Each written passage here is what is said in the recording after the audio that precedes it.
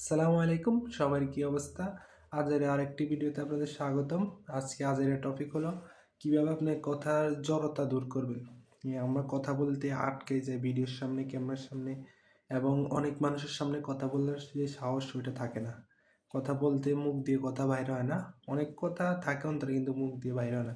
এখন ভুলভাল বলে ফেলি। এগুলা দূর করার জন্য আগে তো আমরা একটা টেকনিক ছিল যে আয়নার সামনে গিয়ে নিজের সাথে নিজে কথা বলতাম।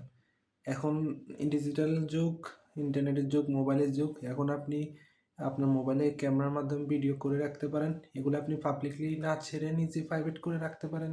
নিজের ক্যামেরা ভিডিও বন্দি করে ওগুলো নিজে বারবার দেখেন। কোন জায়গায় ভুল আছে, কিভাবে বললে বেটার হয়, কেমনে বললে আরো ভালো হয় এবং নিজে যখন দেখবেন ওই সময় আপনার একটা শাইনেস কাজ করবে, ওইগুলা চলে যাবে আস্তে, আস্তে। নার্ভাসনেস বা বলেন যে শাইনেস এগুলো চলে যাবে এবং কথার জড়তাও আস্তে, আস্তে চলে যাবে। আর নিজেই বুঝতে পারবেন নিজের কোন জায়গায় ইমপ্রুভমেন্ট করা দরকার।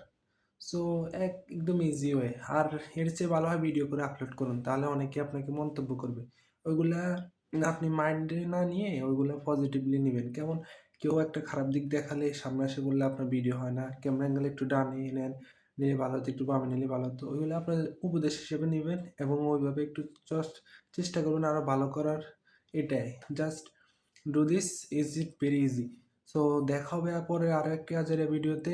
ধন্যবাদ, সাথে থাকবেন। আল্লাহ হাফেজ।